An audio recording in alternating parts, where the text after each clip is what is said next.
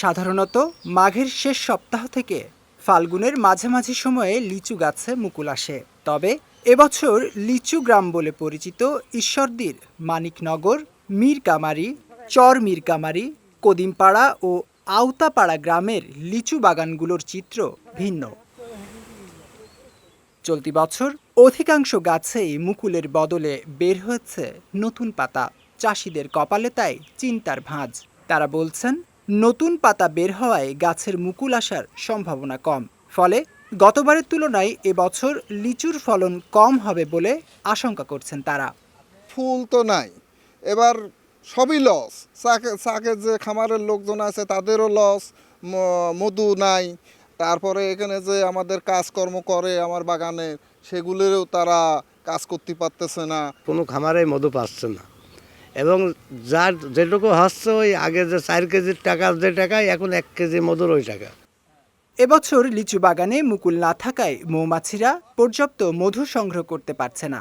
এমন অবস্থায় বিপাকে পড়েছেন দেশের বিভিন্ন জায়গা থেকে মধু সংগ্রহে আসা মৌচাষিরাও। এবছর লিচুর মুকুল খুবই কম, 4 ভাগের 1 ভাগও নাই অন্যবার যা আসে সে তুলনায়। এবছর মধুর সংখ্যাও খুব কম। আমার 220টা বক্স আছে, কিন্তু এখনও কোনো মধু সংগ্রহ করতে পারিনি।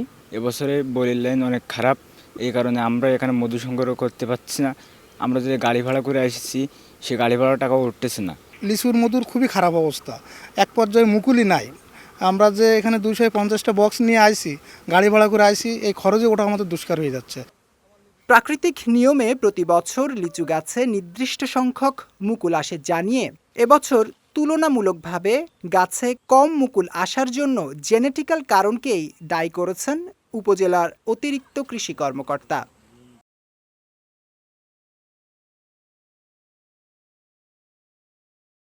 ঈশ্বরদী উপজেলায় এবছর 3200 হেক্টর জমিতে লিচুর চাষাবাদ হয়েছে, যেখানে 30 থেকে 40% গাছে লিচুর ফুল এসেছে, যেটা জেনেটিক্যাল কারণ, দিন রাতের তাপমাত্রার পার্থক্যের কারণে এবং অল্টারনেট বিয়ারিং এবং একটি বৃষ্টিপাত হওয়ার কারণে লিচুর ফুল কম এসেছে।